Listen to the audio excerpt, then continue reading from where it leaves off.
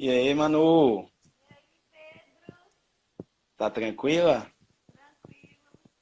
Nervosa?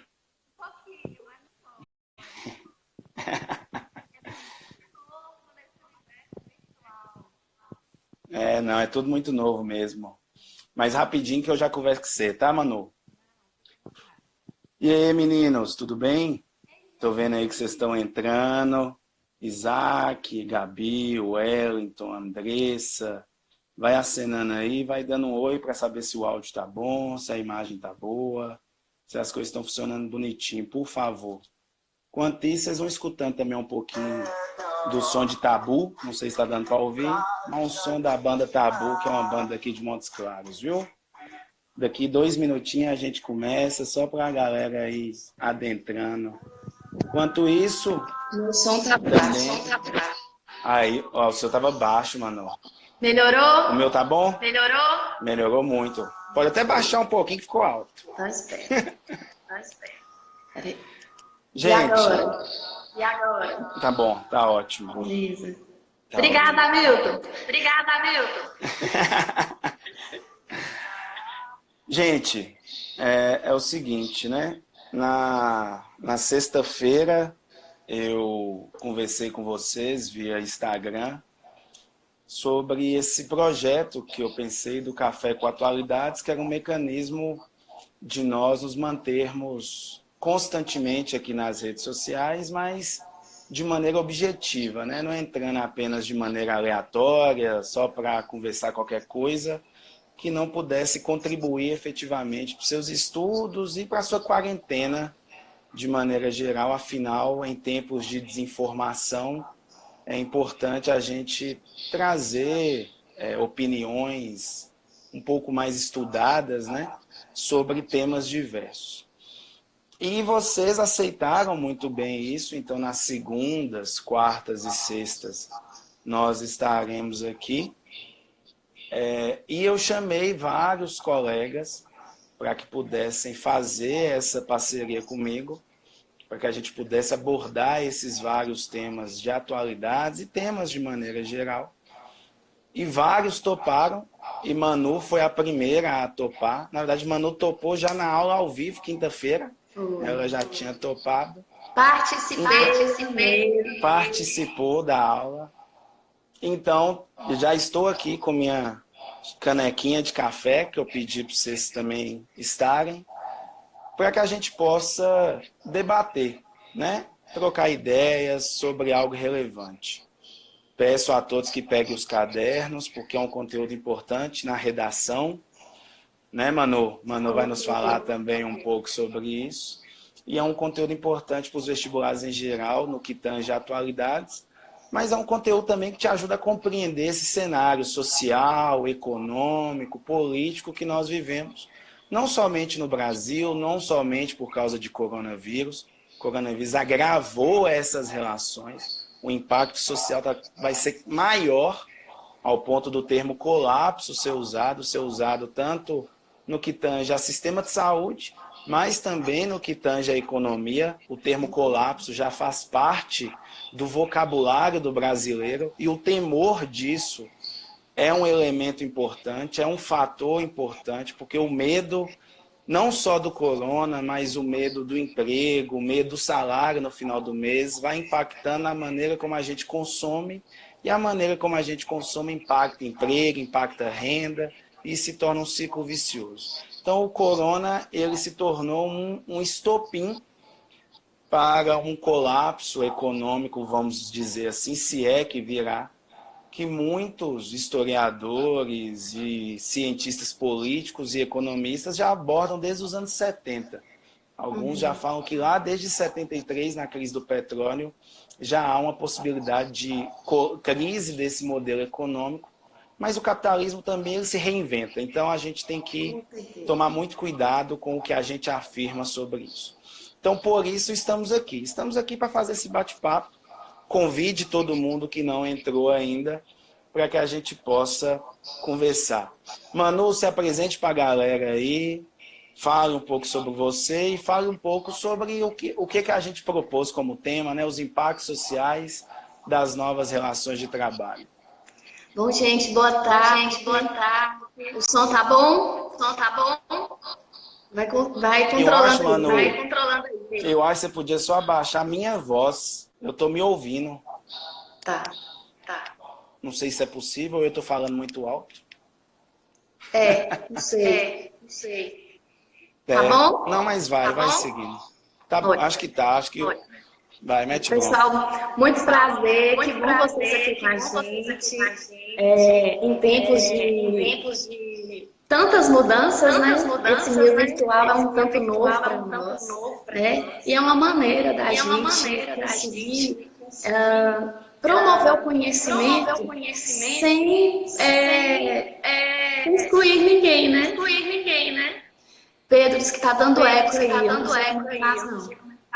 Mas eu também não estou entendendo. Acho que talvez pode ser a sala aí, o espaço. Mas enfim, meu nome é Emanuele, eu sou professora de redação aqui em Bocaiúva. Conheci o Pedro ano passado em um outro colégio que nós trabalhamos. E aí, assim, a gente teve outros contatos, né? Eu corrigi a dissertação de mestrado do Pedro, a questão ortográfica, e inclusive um material excelente. Fiquei muito instigada a saber mais sobre aquilo, né? E aí ele conversou comigo para a gente poder fazer essa interação e eu achei super pertinente, né? E o tema que nós escolhemos é um tema que tem tudo a ver com o que a gente está vivendo agora. Porque a gente às vezes vive numa bolinha social, né?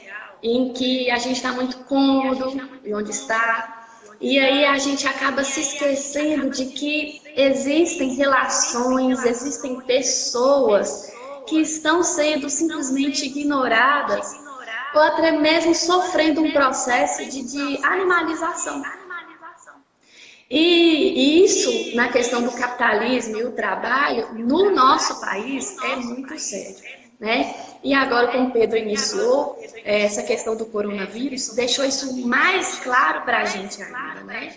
Então, a gente não pode ignorar algumas discussões, ignorar o que tem acontecido no nosso contexto, sobretudo em relação à classe trabalhadora, que no caso é uma maioria, e que ela tem seus direitos suprimidos em nome de um capitalismo que está tomando proporções também modernas, mas que não está olhando a cidadania das pessoas. Né? Então, as pessoas estão sofrendo um processo de alienação dupla, como Marx, né, já falava. As pessoas estão se tornando animais que trabalham em nome de uma informalidade que, a meu ver, ela vem disfarçada de uma saída para o desemprego. E aí eu acho bom a gente começar a pensar melhor um pouquinho sobre isso, né, Pedro? Não, Manu, você foi precisa aí. Porque eu até comento em sala de aula, não como terrorismo didático, mas sim como uma análise de fato de qual vai ser o futuro das relações de trabalho em um contexto onde a inteligência artificial se faz cada vez mais presente e numa promessa de fazer o que o homem faz de maneira mais barata e eficiente, mas ao mesmo tempo como manter relação de consumo diante desse cenário, que é o que sustenta inclusive renda e o padrão do sistema econômico que temos, é o consumismo. Então, eu me questiono se estamos encaminhando para um modelo de servidão. Você falou da animalização do trabalho, aí eu me lembro bastante, né, do próprio livro Revolução dos Bichos, né? Acho que muitas vezes nós somos o Sansão ali da Revolução dos Bichos, né? O cavalo que acredita que as coisas vão melhorar e vão morrer num açougue, abatido, entregue às moscas e entregue ao caos ou à nossa condição. Então, será que estamos adentrando a um modelo de servidão, onde, em nome da mínima renda, a gente está disposto a tudo e a trabalhar horas e horas e horas e horas e horas e horas e horas, como se isso fosse normal? E em busca de quê, né? E o que vai ter de retorno? E em busca de quê? E também como manter renda desse modelo, né? Como manter renda? Como manter recursos? Como manter consumo?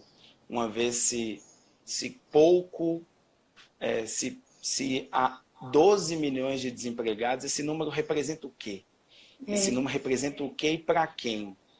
Esse número é só um mecanismo de estabelecer uma política pública de combate ou não? Esse número também gera um temor a nós, como trabalhadores, aceitar qualquer condição de trabalho para que não possa fazer parte desse número de desempregados. Porque se eu trabalho, ou melhor, se eu estou empregado, ótimo. Mas se não, tem milhares querendo a minha vaga. Então, esse número ajuda o quê? Esse número ajuda o quê? Ajuda quem? É favorável a quê? É favorável a essa informalidade? Então, acho que esses são pontos, né, que ao longo dessa live nós vamos discutir. Estou gostando de ver, temos 37 participantes ao vivo. Vou dar aqui só um oi para a galera, né? Então, Marcele, que foi nossa aluna do terceiro ano passado. Gilberto, Otaviane, Isaac Alves, Davi Gabriel, Marvisol, Fernanda, Mara, que foi minha aluna no curso, quando eu tinha curso ainda, hein, Mara? Luiz, Clara Pires, Amiltim, som tá baixo, Amiltim? O meu ou o de Manu? Qual o som tá baixo? Dá esse retorno aí. Eu acho que era o meu e aí a gente resolveu. Mas é isso.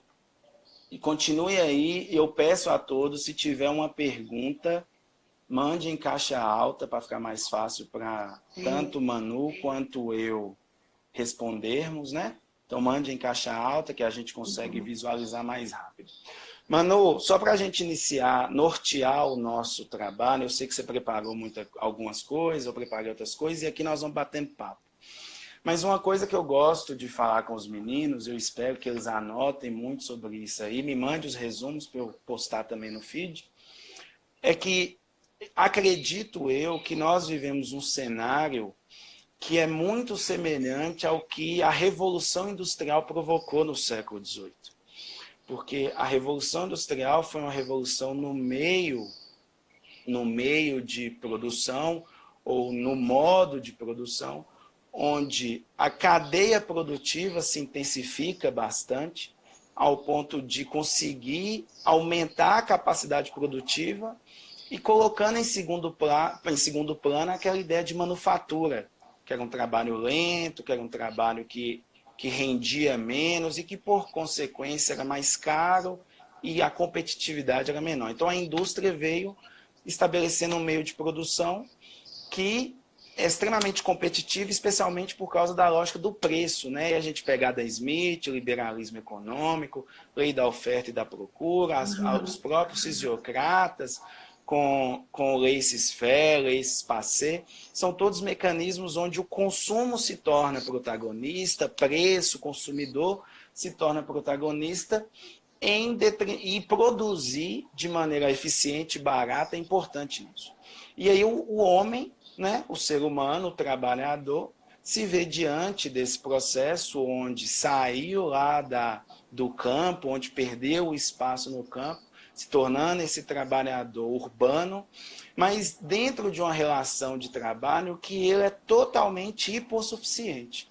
Inclusive, é um termo que eu gostaria que os meninos anotassem, que é bonito para a redação, né? Palavra bonita. Isso mesmo. Ou seja, hipossuficiente é a parte frágil dessa relação, onde o empregador em si associava a ideia de benefício social da emprego. Então, se eu emprego 1, 2, 3 da mesma família, eu tô fazendo um bem, porque eu estou dando renda para uma mesma casa em vez de diversificar essa renda. Então, esse trabalhador é completamente frágil, um trabalho de 16 horas, um trabalho de homens, mulheres, crianças, um trabalho onde não havia regulamentação nenhuma em nome, claro, de um processo produtivo. Claro, século XVIII vivíamos uma transformação, né? O direito acompanha a sociedade, não o contrário. Então, a sociedade viveu uma revolução e, posteriormente, então, vem o direito. Por que eu associo muito, eu tento fazer esse momento de turbulência que vivemos? Porque a gente vive, quando pensa em aplicativos, tecnologia, entre outras coisas, mecanismos semelhantes. Semelhantes no sentido de agilidade da produção, capacidade de atingir consumidor. Então a gente vê aí iFood fazendo promoções de R$ 1 no açaí. Isso é bom para quem? Quem vai pagar isso, Quem vai pagar isso? Então, naturalmente, isso gera impactos, competição, entre outras coisas. Mas, em especial, também por ser um período que não há uma regulamentação precisa, clara, como o Estado age diante disso, como o Estado atua diante disso. E qual que é o papel do trabalhador? Se a gente retoma lá o raciocínio, o pensamento do século XVIII, especialmente século XIX, a gente vai ver movimentos sociais trazendo à tona essas pautas, né? O ludismo, o movimento quebra-máquinas, ou seja, o trabalhador vê a máquina como seu rival, e alguns até zoam, brincam, zombam da figura do trabalhador, mas não, é a tomada de consciência do trabalhador. O momento imediato é o trabalhador vê a máquina como seu rival. Eu até faço a semelhança, é o taxista atacando o Uber, ou seja, o taxista vê a ameaça do aplicativo, mas não vê que existe uma cadeia de produção dentro desse processo e que, na verdade, não é o Uber que é a ameaça, é o novo modelo de se pensar, que está mudando. Então, naturalmente, precisa se buscar por mais regulamentação. E regulamentar não é tributar, regulamentar é criar normas, é estabelecer limites, é construir relações definidas, claras, entre esse trabalhador e esse empregado. Então, o ludismo, o cartismo, trade unions, por exemplo, que são os sindicatos, são exemplos disso. Então, esse é meu primeiro tópico aqui da nossa conversa, é isso. Eu vejo, assim, claro, dentro dos limites, e para não cometer o risco de um anacronismo, mas eu vejo um contexto semelhante. Eu vejo um momento semelhante, onde nós temos algo novo, que a galera migra porque está vivendo o desemprego, que é algo semelhante, exige cada vez mais mão de obra, mas não tem uma regulamentação para definir limites claros sobre isso. E aí podemos chegar aos pontos que nós introduzimos aqui na nossa discussão. Então, acho que esse tópico é um tópico que eu gostaria de trazer até como embasamento para os meninos refletirem sobre, né? Eu não sou dono da verdade, você não é dona da verdade, mas nós estamos aqui trazendo reflexões sobre e usando as nossas experiências e conhecimento para isso. Com certeza. Você quer falar alguma coisa sobre isso? Não, você até já puxou o gancho aí, que enquanto você falava desse período histórico, século XVIII e tal, era isso que eu queria puxar mesmo. Embora já estejamos no século XXI, não mudou. A teoria, ela não foi mudada. Né? Ela só tomou novas proporções. Mas aí, antes da gente discutir isso, é interessante a gente pensar também numa questão até um pouco filosófica da relação do trabalho e o ser humano. Primeiro que, desde sempre, houve esse instigar, né? Tá dando eco, Pedro. Acho que você tem fone de ouvido? Não, aqui eu não tenho. Acho que esse é o fone de ouvido. Deve ser, né? Mas mete bronca. Tá. Foi mal aí, Cadu. E aí o que acontece? Sempre houve esse incentivo ao trabalho. Sempre houve. E até aquela comparação. Né? O homem é digno, é considerado cidadão, né? Se ele tem um trabalho para poder concretizar isso. Sim. Né? E aí o que acontece? O tempo foi passando, as coisas sofreram mudanças, mas essa ideia do homem trabalhador ser considerado digno, ela ainda ela não passou, ela só tomou proporções maiores. Né?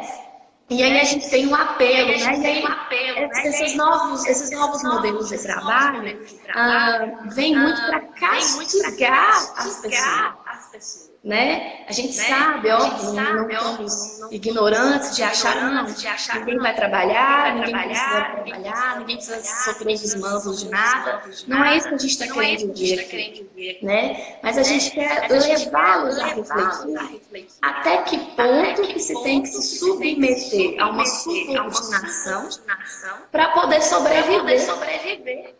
coisas que o capitalismo impõe, né? Se você não tem renda, você não é gente, você não consome, você é isolado, é excluído, né? E aí é interessante a gente pensar nessas questões. E o trabalho informal, ele se encaixa muito bem aí.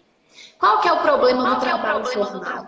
Justamente isso que você apontou mais cedo, né? A questão de que não tem uma regulamentação, né? Não tem uma defesa, não tem um amparo ao trabalhador. E esse fica submetido ao que a empresa achar por bem, melhor para ela, que custar menos para ela. Né? E aí, que nem você citou, entregadores do iFood, esses dias mesmo eu estava até comentando com alguns alunos, quando houver umas enchentes em BH, uma fotografia de um entregador do iFood em meio enchente, esperando amenizar aquilo, e ele ainda saiu da enchente e fez 3 entregas. Então, assim, gente, será que a gente tem que ignorar isso? Quantas pessoas nós somos submetidas a situações mínimas de humilhação é o mínimo para se dizer, para sobreviver num sistema que é cada vez mais cruel. É a ausência de dignidade, né? É a dignidade, né? Acho que é um elemento importante a ser definido nessa relação de trabalho. Eu acho que quando a gente... quando esse termo está se tornando popular, né? O colapso aí está na moda, inclusive, mas a gente até é importante entendermos que a relação de trabalho é uma relação importante para o próprio capitalismo, entendeu? Então, o fiel da balança é justamente o ponto de equilíbrio, porque é uma pirâmide, podemos assim pensar, né? A pirâmide do empregador aqui na ponta, o trabalhador e o consumo sustentando. Sim. Então, essa pirâmide é um elemento importante, né? O empregador precisa da mão de obra, mas se ela for barata e desgastante, ela não vai ter condições nem de consumir. Portanto, se ela não tem condições de consumir, ela não consegue girar. Então, a própria regulamentação se torna um elemento importante para a sustentação dessa pirâmide. Porque, vamos pensar, crise de 29, crise de superprodução, desemprego em alta, foi quando ganha força a ideia do estado de bem-estar social, que novamente está voltando à pauta e que vai ser um ponto de discussão, com certeza, em futuras lives aqui, sobre essa ideia de modelo econômico e afins. Ou seja, até que ponto o Estado tem que agir? Será que essa figura do Estado mínimo, que deixa tudo livre, de fato é importante, ou isso também contribui para que possa estabelecer fragilidades nessa pirâmide? Porque quando a gente pensa em direito trabalhista, a gente remonta lá a 1917, México, que foi ali um dos primeiros países a estabelecer leis, a Alemanha, 1919, mas especialmente com força pós-crise de 29. Porque quando a gente pensa em direito trabalhista, a gente pensa o quê? O Estado regulamentando para criar uma proteção ao trabalhador. Essa proteção garante renda ao trabalhador e garante consumo. Então, renda para o próprio Estado. E renda para o próprio Estado. Então, a pirâmide se completa. Porque aqui tem o empregador que, sim, é o gerador de renda, é o pilar que sustenta todo esse modelo econômico nosso. Então, o empregador, o empresário, ele é fundamental, mas esse trabalhador é um elemento importante e a maioria, e, portanto, precisa ter mínimas garantias de renda e proteção até para que ele possa gerar consumo. Porque vamos voltar lá ao século XVIII e XIX. Um trabalhador que trabalha 16 horas por dia, depois do trabalho ele faz o quê? Ele dorme. Ele vai consumir o quê? Ele vai gerar o quê? Ele vai devolver o quê da renda dele para a economia? Então, quando eu crio uma lei trabalhista que define 8 horas de trabalho, jornada de 44 horas, que é o molde da CLT, eu estou também fazendo o quê? Trabalhe 8 horas, viva, descanse, 8 dormindo, e consuma durante 8 horas. Sim, Coloque sua família para fazer lazer. Pague a educação, já que o Estado não consegue atender, e podemos entrar nessa ótica, supra isso com outros mecanismos, porque isso faz a cadeia de serviço. Porque também é um elemento importante quando a gente fala de iFood, Uber e outras questões relativas ao aplicativo, são modernidades relacionadas ao setor de serviço. E o setor de serviço é um setor que nasce com a Revolução Industrial. Né? A Revolução Industrial, ela abraça o homem que vem do campo, mas existe novas necessidades, especialmente ali pós-1871, que vai ser suprimida com o serviço. Então, eu vou ter ali a prestação de serviço sendo um mecanismo até de colocar e gerar renda. Então, acho que o direito trabalhista é isso, que sustenta esse ciclo. Um ciclo de consumo, de produção, de trabalho e renda. Então, quando o Estado não atua nisso, em minha opinião, e aí não é contra o capitalismo, não. É a ideia de que, se o Estado não atua nisso, ele não é capaz de gerar renda. É muito bonito, em tempos de prosperidade, nós pregarmos liberalismo. Porque em tempos de prosperidade tem renda para todo mundo. Mas em tempos de crise, quando todo mundo está dentro de casa igual agora, como é que vai gerar renda? Como é que o Uber vai garantir sua renda? Como é que o iFood vai garantir sua renda? Como é que o cara que é músico garante sua renda? Como é que o pessoal do cinema garante a renda? Ou seja, são mecanismos que vão naturalmente reduzindo o processo de consumo. Então, acho também outro ponto importante que eu queria trazer à discussão, e espero que não esteja rápido, manifestem aí, viu, meninos? Manifestem aí se está tranquilo. Outro ponto que eu queria trazer à discussão é esse. O direito é um elemento fundamental. É um elemento fundamental para garantir proteção, garantir renda e garantir consumo. Isso não é ser anticapitalista. Isso, ao contrário, é criar um mecanismo para que se possa justamente sustentar o Manter a tripé. pirâmide. Manter a pirâmide. Então, acho que é um elemento que a gente precisa refletir muito bem ao pregar, né? Porque existe muito o romantismo do empreendedorismo, né? Eu não vou ter meu patrão, eu trabalho no horário que eu quero. Aí, ó, tá todo mundo trabalhando no horário que quer mesmo, dentro de casa. Mas tá todo mundo com medo se o patrão vai conseguir pagar. E por que vai estar com medo? Porque o patrão não sabe se ele vai conseguir pagar a conta de luz. E aí o Estado, então, precisa o quê? Criar mecanismos, igual o BNDES fez agora, de injetar dinheiro para ver se tem empréstimo e para ver se consegue... Ou seja, temos na Europa estados adiando pagamento de conta de luz, de água, de telefone, autorizando, para ver se consegue concentrar na renda e no consumo. Porque senão entra no colapso. Nós dois trabalhamos em escola particular. Energia e água vai ser fundamental, aluguel e financiamento de casa. Depois o pai vai preocupar com matrícula do menino na escola, se a mensalidade desse mês eu preciso pagar agora, eu posso deixar. E aí não tem renda, a renda não vem para a gente não alimenta a cadeia e colapsa. Então, acho que a gente precisa entender muito bem essa relação do que significa direitos, né? E você vem falando aí, você quer falar alguma coisa, Manu? Não, eu começo igual o homem da cobra. Pode ficar à vontade. Não, e até interessante, não sei se você deve ter visto, eu achei tão pertinente que o governo atual, né, aprovou e já revogou a MP, uma medida provisória, né, para poder, em Medida pontos da provisória, MP, medida provisória 927. Isso. Um ponto da MP seria essa liberação do pecador. Foi o meu que caiu ou foi o de Manu que caiu? Gente, foi o meu ou foi o de Manu?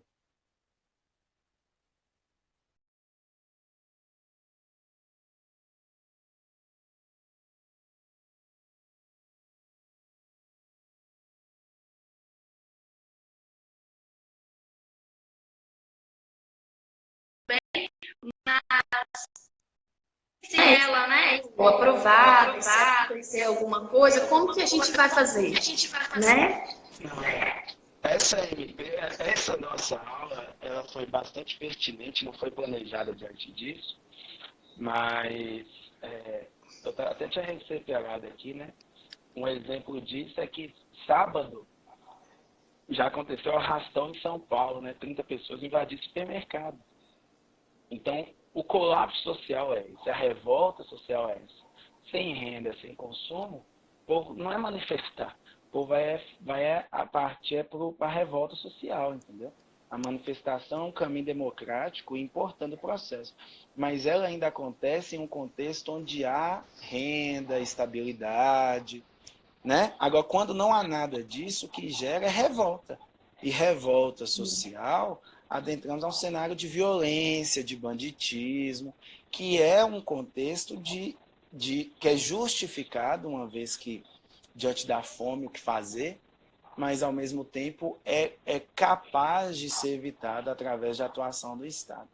Né? Então, a MP 927, ela acontece nesse contexto atípico, né? Nesse contexto de crise, e o artigo dela falava de suspender o trabalho por 4 meses.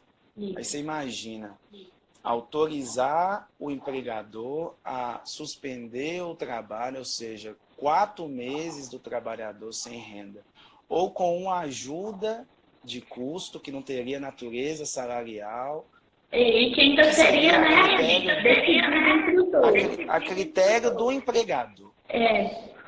Então, já foi revogado, já aconteceu manifestações contrárias a isso, e que bom que foi revogado, mas isso reflete muito bem. Até que ponto também R$200, que é a ajuda prometida para a informalidade. Nós estamos falando de Estados Unidos, por exemplo, que está tentando garantir renda de $1.000. Nós temos Inglaterra, Itália e países da Europa adiando pagamento de contas básicas, que são mecanismos que você vai garantir, né? Então, acho importante a gente pensar essa relação. E, inclusive, Manu, quando a gente fala isso, a gente fala da própria reforma trabalhista, né? A de 2017, né? Porque a CLT de 43, ela vem para garantir esses direitos, mas ela é engessada ao longo da história, né? Ela foi pouco modernizada nesse processo, que estava levando aos E a reforma deixou as relações mais flexíveis. Os tribunais estavam tendo que legislar ali na ausência do legislativo sobre questões do trabalho, e a reforma veio modernizar, veio prometer emprego, e ela trouxe a ideia da flexibilização do contrato e do trabalho intermitente. Se flexibilizar o contrato, romanticamente parece bonito, o trabalhador e o patrão negociam entre as partes. Mas quem é a parte frágil desse processo? Ou seja, aí voltamos ao número, 12 milhões de desempregados. Quem é a parte frágil desse processo na relação? Dá um poder até superior do próprio sindicato nessa relação, contribui para essa hipossuficiência, mais uma vez a palavrinha bonita, do trabalhador. Sem contar a própria ideia do trabalho intermitente, né? E aí, com essa massa de desemprego, cresce muito os trabalhos informais, né? E aí a gente tem essa, eu falo que é um pouco uma ilusão de ocupação. É tudo muito efêmero, sem direitos garantidos, né? Sem uma remuneração, às vezes, justa e que sacrifica o homem, sacrifica o cidadão. Então, assim, esse coronavírus mesmo, com esse surto, ele mostrou para nós empregadas domésticas sendo contaminadas, morrendo, porque foram contaminadas por patrões que vieram de outros países contaminados e não as liberaram para ficar em casa e tampouco anunciaram que estavam vivos. E aí, será que essa empregada ela sabia que ela poderia sair? Será que essa empregada tinha o direito de sair? Será que ela ia receber para manter sua família? Que geralmente é uma família que depende unicamente dela, né? Que está ali na base da pirâmide, né? Da desigualdade social, infelizmente. Né? Então, assim, a gente tem uma exposição, um grau de vulnerabilidade tão alto que essas pessoas sofrem e simplesmente o governo, o capitalismo ignora isso. né? Tudo é ignorado. E ao mesmo tempo, Pedro, essa modernidade do século XXI é muito, trouxe essa ideia de trabalho a todo custo. Workaholic, né? E tem um Essa filósofo crença workaholic, interessante. eu sou viciado no trabalho. Isso é um mecanismo de te fazer sempre ficar 100% vinculado ao trabalho. Exato, isso é uma teoria tão maçante, porque o que acontece? Tem um filósofo que eu até ia falar agora, Byung-Chul Han, que é meu aluno, sabe que eu amo ele. Depois você comenta aí para deixar anotado para os meninos. Tá, ele tem um livro que é A Sociedade do Cansaço, dentre outros tantos que ele fala sobre essa modernidade, e ele fala sobre o sujeito explorador de si mesmo, onde a gente, levados por essa corrente teórica de produzir, tem que ser produtivo, tem que ganhar dinheiro, tem que ter carreira, tem que chegar em algum lugar que a gente não sabe que lugar é esse, né? A gente se explora, se submete a desmandos, a condições subhumanas até, e acredita que isso é realização.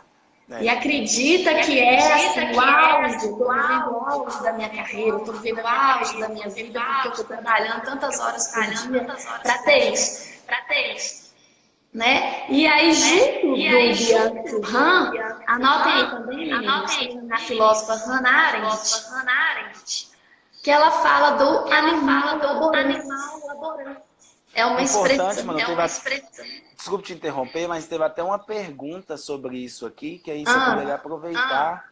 Aqui, ó, Cadu Jaíba, como sair desse modelo animalesco do trabalho? Não sei se continue aí sua abordagem, mas teve uma pergunta nesse sentido. Tá. E ela fala sobre esse animal laborante, que nós estamos nos comparando a animais mesmo, no viver, nas nossas relações. Ela fala assim, um animal selvagem que vive na floresta, enquanto ele se alimenta, ele está de olho, antenado em tudo que está acontecendo em volta, para ele não perder aquela presa. E aí ela compara que a gente está do mesmo jeito, né? A gente, enquanto desempenha um serviço, desempenha uma ação, a gente já está envolvido com todo o resto em volta para dar conta de tudo, não perder nada e ser considerado um trabalhador muito produtivo. Alguém que vai vencer na vida, né? E aí a gente, se não para... Nós vivemos nisso, aqui nesse momento. Nós não paramos de trabalhar. O que parou foi que a educação presencial foi reduzida devido à questão da quarentena. No entanto, o processo de metodologia ativa está aí, a gente está aqui em produção constante dentro de casa, elaborando aula, vídeo e tudo mais. Ou seja, a gente continua trabalhando para a gente também justificar, né? A ideia é assim, opa, não deixa de pagar não, porque eu estou trabalhando. Ou estamos aqui na rede social até como mecanismo de auxiliar, mas também nos expor diante de um processo para que o mercado, a gente possa ser visado por um mercado, um Deus. Mas aí, Pedro, nós temos o privilégio de continuar trabalhando, de continuar produzindo de onde estamos. Nós temos o privilégio de poder ficar em casa. Né? Lá na minha casa, eu estou em casa. Inclusive, por isso, devemos estar em casa, para que quem não tem esse privilégio possa manter sua atividade fora de casa. Por isso a importância de nós estarmos em casa. Né? E a gente mantém essa crença, esse temor, né? E aí vai se flexibilizar também muita coisa nesse processo. Então, é até tema para outras lives, com você e outros convidados, qual que é o papel do Estado diante desse cenário de crise, entendeu? Tanto na questão da regulamentação, porque quando a gente fala em Uber, iFood, é uma relação de... Eu vou tomar muito cuidado para o pessoal do direito não me julgar. Mas é uma relação... existe uma prestação de serviço por parte de um ser humano, mas que não é abarcado pelo direito trabalhista, ou seja, ela não é regulamentada e garantida pelos direitos básicos. Portanto, que existe uma relação civil com um contrato de adesão. Então, o motorista, quando ele se propõe a ir para o Uber, ele clica num link, concorda, aceitou, o contrato está todo ali, ele não tem como alterar. Se ele quiser alterar, é só ele não aceitar, pronto, acabou. E, naturalmente, ele fica naquela dúvida, é isso ou não é isso? Portanto, aí eu coloco minha meta, porque para eu sustentar a minha família eu preciso ganhar tantos mil por mês, então eu vou ficar ali durante 15 horas na rua trabalhando. Então, isso não é abarcado. Então, qual que é o papel do Estado? O papel do Estado seria regulamentar. Regulamentar não é acabar, regulamentar não é pôr imposto, regulamentar não é tornar mais caro, mas regulamentar é criar limites claros para o processo. Definir, delimitar essa relação de maneira clara para que os dois lados da relação possam ganhar nesse processo, né? Porque voltamos à pirâmide, né? O consumidor é muito importante, porque, claro, eu peço Uber porque é mais barato que o táxi, e Sim. é mais conforto, e aí eu tenho a condição para tal. Se regulamentar, fica mais caro. Mas então tem que justamente o Estado entender quais são essas relações, onde o que eu posso fazer para que esse consumidor possa continuar consumindo, o trabalhador garantir, o empregador gerar renda e lucro, e eu, o Estado também, desculpa, eu, o Estado também, foi só garganta coçando, viu, gente, essa tosse. E olha. Mas eu também tô sozinho aqui. Nesse espaço. Então, nesse momento, é importante entender isso, que regulamentar significa isso. Entendeu? Regulamentar é o Estado definir normas nesse sentido. Então, acho que a gente precisa entender, porque quando a gente fala desses aplicativos e dessas novas relações de trabalho, que é o tema principal, a gente fala de relações civis, não relações de trabalho. A gente fala de relações civis. Então, a gente fala de um contrato de uma pessoa física com uma empresa. E essa relação é a relação que tem menor direito. Só vai ter direito se alguém entrar na justiça mostrando o contrato, falando que o contrato tem uma cláusula abusiva, e a justiça vai demorar, sei lá, 5 anos, 6 anos para definir se aquilo ali de fato é uma relação abusiva ou não, para o trabalhador ter um retorno. Então, isso contribui para a informalidade. E voltamos à lógica, né? O que 12 milhões de desempregados significa? Porque 40% da nossa população já está na informalidade. 40% da população já está na informalidade. Ou dos trabalhadores, desculpa, dos trabalhadores, estão na informalidade.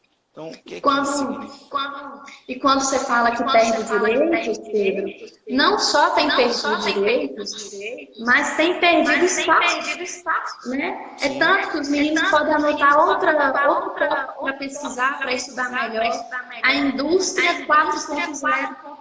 Sim. Que é essa substituição massiva. Eu acho que não tem como, né? Não vai ser freada, né? De substituir o homem pela tecnologia. Quantas profissões já não foram extintas? Quantas coisas nós não podemos fazer hoje, graças à tecnologia, que substituiu mão de obra humana, né? As redes de fast foods, por exemplo, você chega lá pelo touch, né? Pelo totem que tem lá, você passa o pedido, vai lá e recolhe seu lanche. Só uma pessoa às vezes participou daquela produção, que foi o cozinheiro, que ainda não pode ser substituído. Ainda. Em certos setores, né? Então, assim, a indústria 4.0 também tem impactado nessas relações sociais. Quando tem... Desculpa, pode falar, mano. Eu tô empolgado, desculpa. Quando tem restringido as profissões, né, querendo ou não, quando tem substituído a mão de obra humana, e aí deixa mais vulnerável ainda essa parcela da população que está aí precisando de dar conta de viver. Sim. Esse conceito de Revolução 4.0, inclusive, vai ser um tema que irei trazer aqui e chamarei amigos meus que estão diretamente relacionados a isso. Ótimo. Porque essa ideia da inteligência artificial, né, que é o que sustenta esse princípio da Revolução 4.0, ela gera essa cadeia de fim ou de encerrar a presença do homem nessas atividades tradicionais, gera novos empregos. Também é importante a gente entender que toda crise nasce oportunidades, né? Claro que a gente não pode transformar isso em romantismo também. Isso, A crise gera oportunidade para quem? Para quem é rico, para quem já tem dinheiro, quem já tem capacidade de investir. Porque naturalmente... Quem não quebra no meio do processo. Agora, mas gera oportunidades também no sentido de modernizar, transformar. Se nós estamos aqui agora usando a tecnologia para nos comunicar e permanecer em contato com os nossos alunos, então isso vai gerando novas cadeias. Mas até que gere novas cadeias, como é que vai funcionar? Como é que vai abaixar esse número? Como é que vai abaixar? Então, é importante. Eu vi aqui uma pergunta, por exemplo, Ana Ju Jux. É isso mesmo? Ana Ju Kiss, nem sei. Pode-se dizer que o consumismo é a base da sociedade moderna? Na verdade, Ana, na lógica do capital, quando a gente pensa em capitalismo, o consumismo é a essência. Nós vivemos nessa sociedade de consumo. A produção é a base principal, é o elemento principal, mas ao ponto que, para que se possa estimular o consumo, essa revolução industrial ramificou e atingiu novos setores. Então, quando a gente pensa e volta até no conceito marxista, né, de infra e supraestrutura, quando a gente pensa nessa lógica da ramificação, a gente pensa assim, ok, a Revolução Industrial foi uma revolução no meio de produzir. Mas hoje a educação está diretamente relacionada, que naturalmente como nós educamos, ou como nós ensinamos, como nós fazemos parte desse processo, nós estamos também contribuindo para o processo de consumo de novas tecnologias, consumo de material didático, consumo de uma cadeia produtiva que é fundamental, viu? Fundamental, não quer perder meu emprego aqui não, fundamental.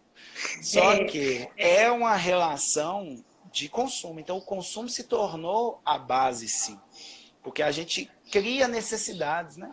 Eu acho que é a ideia de novas necessidades. Por exemplo, eu estava com um Moto G4 Play na quinta-feira. Ele travou com borra. Eu tive que dar um jeito de continuar essa atividade virtual e de comprar um celular. Ou seja, eu fui consumir, me veio uma necessidade. Me veio uma necessidade. Essa necessidade fez com que o quê? Eu buscasse o consumo. E isso alimenta a cadeia produtiva, que gera renda, gera trabalho. Então, sim, respondendo a sua pergunta, sim. O consumo é um elemento importante e é o núcleo principal do sistema econômico. E aí, naturalmente, ele influencia diretamente no que nós somos como sociedade moderna, né? JP Felipe pergunta, essa regulamentação não dificultaria o investimento das empresas no país? Sim e não. É uma faca. Porque o nosso pensamento, Felipe, é o seguinte, como o Estado deve participar disso? Se o Estado só for um agente que põe imposto para ganhar muito dinheiro e não dá retorno ao povo, aí isso impacta no investimento.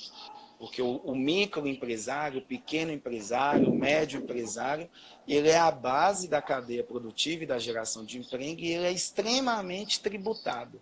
Portanto, ele paga tributo com borra nesse processo e ele está extremamente preocupado, inclusive, com esse nosso modelo ou com esse cenário que estamos. Então, o que o Estado caberia aí? Fique sem pagar tributo durante 4 meses, esses tributos aqui que são essenciais, deixe de pagar, volte a pagar refinanciado no futuro, pague parcelado em 500 milhões de vezes. E é o Estado pensar que é uma questão de elaboração de políticas públicas. Né? Que eu crio elementos. Então, eu como Estado, intervir como beneficiando o investimento. Agora, se eu só sou um elemento que tributa, que tarifa, que põe muros, que estabelece barreiras, aí eu acabo com o investimento. Então, sabendo que as barreiras são muitas, né?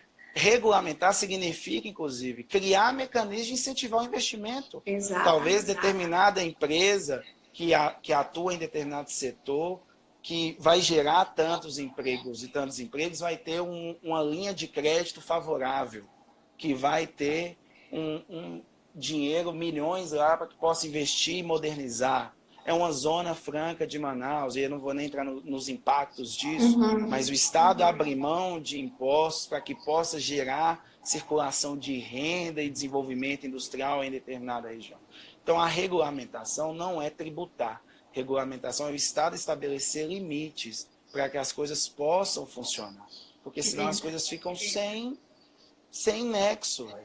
Nós estamos diante de um processo onde ninguém sabe o que fazer nesse momento. Então, cabe o quê? Todo mundo estava esperando essa MP. E essa MP já veio marcada também por já várias críticas. Mas também já veio com questões. Colocou o teletrabalho, já falou que as férias vão poder ser flexibilizadas, ou seja, nós poderemos em julho estar em sala de aula, porque é um momento excepcional que estamos vivendo. Ou seja, feriados vão poder ser alvo de trabalho em vez das coisas fecharem. E aí nós, como sociedade, precisamos entender que dentro desse modelo e dentro do contexto de excepcionalidade é necessário mesmo.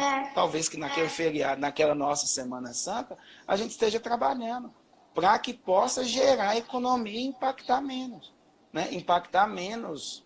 Porque teve uma pergunta aqui, foi até de Guilherme, né, Gui, do 2º ano da Excelência. Ele pergunta o impacto, né? Não, desculpa, foi Dani, 3º ano da Excelência. Após essa quarentena, posso dizer que é uma certa... Após essa quarentena, pode-se dizer que é certa uma grande crise econômica? Com certeza. Nossa. Com já certeza. estamos sofrendo por causa disso. E aí, mais só de ter que tomar vez, medidas tão drásticas como essa MP, que foi e voltou já é um reflexo dessa crise econômica que vai vir. Já nós vamos ter um momento antes e depois do coronavírus, com certeza, entendeu? O mundo antes do coronavírus, o mundo depois, divisor de águas. Vai ser um divisor porque é um momento atípico. É um momento atípico nas relações de trabalho, nas relações de consumo, nas relações de saúde, no papel como o Estado estava atuando dentro da sociedade, e aí cada um tem seu pensamento sobre isso, e não estou aqui para culpar, mas vai ser importante refletir sobre isso como agente de consumo, para ajudar o grande empresário e o médio, o pequeno empresário a sobreviver, para que ele possa continuar pagando o salário, o trabalhador continuar se alimentando, rendendo lucro para o trabalhador e a pirâmide se manter ativa. E nessa onda de incentivo, Pedro, que nem você citou sobre empreendedorismo, eu fico me pensando aqui agora, quantos empreendedores, microempresários, não se submeteram a financiamentos, a empréstimos, a um volume financeiro para poder constituir sua empresa, seu negócio, e agora eles vão se ver sozinhos. Pois é, tanto é que o BNDES soltou no domingo, né? Quem já tem uma dívida, 6 meses sem juros, se não pagar. Então, quando pagar, vai pagar sem juros. Então, já é um mecanismo de falar assim, vamos segurar a onda, entendeu? Vamos agir nesse processo. Então, o que nós vamos ver aí, tá tudo muito no calor, nós não temos um distanciamento histórico nem para julgar, entendeu? Qualquer julgamento que eu fizer aqui, eu vou levar em consideração mais as minhas paixões do que propriamente análises. Então, por isso eu não vou determinar o que é bom, o que é ruim, mas o que se questiona o que nós vamos precisar rever qual é o papel do Estado dentro desse processo. Qual que é o papel do Estado dentro desse processo? Gente, Manu, tem mais você quer falar mais alguma coisa? Tem, porque falta 5 minutos para o Instagram nos mandar embora. Pois é, mas a gente pode continuar, é só abrir outra live, mas vamos responder as perguntas. Você consegue visualizar aí também? As recentes. Dani. Pode-se dizer. Dani, isso, vai, Manu. Dani, beijo, amor. O Guito, beijo. Os irmãos que eu amo. Pode-se dizer que a tecnologia avançada pode gerar mais empregos do que empregos? Eu acho que aí é tem uma duplicidade aí, né, Pedro? Porque ao mesmo tempo que ela vem, capacita, ela possibilita novas formas de empregar, né?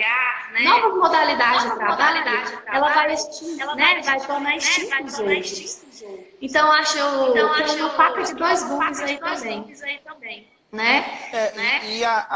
Entra naquela conversa nossa sobre a revolução, né? Não vai acabar com o emprego. O emprego vai passar por uma transformação, né? De todas as cadeias produtivas. O que nós vamos ver, é claro, que emprego em determinados setores vai reduzir a necessidade de mão de obra. E, naturalmente, aí mais uma vez, a tecnologia, o Deus mercado, ou o Estado, de acordo com a percepção de cada um, vai ter que criar mecanismos para que possa nascer setores para abraçar esse mercado, para abraçar essa massa desempregada. Porque o que adianta toda a tecnologia do mundo, o que adianta ver o Uber criar um carro que anda sozinho? Esse carro anda sozinho, aí não tem mais um motorista. O motorista vai ter dinheiro como para entrar nesse Uber? Exato. Então, precisa toda a relação, precisa encontrar esse equilíbrio. Então, eu acho que a gente não pode definir se vai ou não. Claro que há uma relação, há uma possibilidade, sim, de desemprego, sim, mas também de novos setores da sociedade sendo criados. Novas possibilidades. Exigindo capacitação técnica, né? Nesses setores aí de programação, de TI, de tecnologia, especialmente. Novas profissões, que pode ser inclusive um tema de uma live futura também. Novas profissões. Quais são as profissões de 2030? Você tem que pensar como vestibulanda, por exemplo, que você vai entrar na universidade agora, em 2021, vai terminar em 2025, 2026, vai estar entrando no mercado ali em 2026, 2027. Como é que vai ser sua relação de trabalho em 2026, 2027? Não é igual estar lá entrando. Então a gente precisa fazer essas projeções para que possa tentar nos posicionar nesse processo. Ana Ju, há a possibilidade de cancelar a ano letivo, se prorrogar ainda mais a quarentena. Ana Ju, aí eu não posso afirmar nada Não há disso. nada oficial ainda, né? Mas assim, cancelar... eu creio que o presidente só não oficializou ainda. Não entendi, Manu. Tá cortando. Carmina. Eu acho que não é um cancelamento do ano letivo, mas vai haver algumas sim. Enem, data de Enem. Eu tenho quase certeza que vai ser alterada. Eles só não anunciaram. E precisa ser alterado. Lógico, né? Você dá o tempo de preparação devido para todo mundo. O que a gente pode falar, né, Júlia, é que em tempos de crise, como foi lá no H1N1 em 2011, o ano letivo foi prorrogado para o ano seguinte. Então, em alguns espaços que houve paralisação de 15 dias, o ano letivo foi prorrogado para o ano seguinte. Mas aqui, a questão de ser prorrogado, se vai ser cancelado, acho que não. Cancelar não cancela, não. O ano vai ter. Quando a gente poder voltar à atividade de trabalho, nós vamos voltar à atividade de trabalho. O que nós vamos fazer é adaptar calendário. Adaptar calendário. Assim como acontece em greves, que adapta calendário. Em casos extremos, adapta calendário. E nós vamos adaptar calendário, com certeza. Mas isso aí vão ser ordens superiores, né? Vão ser ordens superiores. Acho que caiu sua internet, Manu. Caio Felipe, quem tinha dinheiro investido na bolsa deve ter perdido tudo, né? Caio, na verdade, a bolsa teve uma oscilação muito grande aí, uma das mais altas da nossa história recente, mas ainda não chegou num crush, né? Que foi o que aconteceu lá em 1929. A bolsa está oscilando, então naturalmente também para os investidores isso é oportunidade, né? Eu não sou investidor, então é oportunidade. Gente, o Instagram está me mandando embora aqui. Tem 25 segundos aqui. Então, o que eu vou fazer? Eu vou esperar acabar, vou salvar essa live e vou iniciar outra. Fiquem aí que eu iniciar outra e o Manu fazendo as considerações finais e enfim, terminamos, ok? Falta 7, falta 6.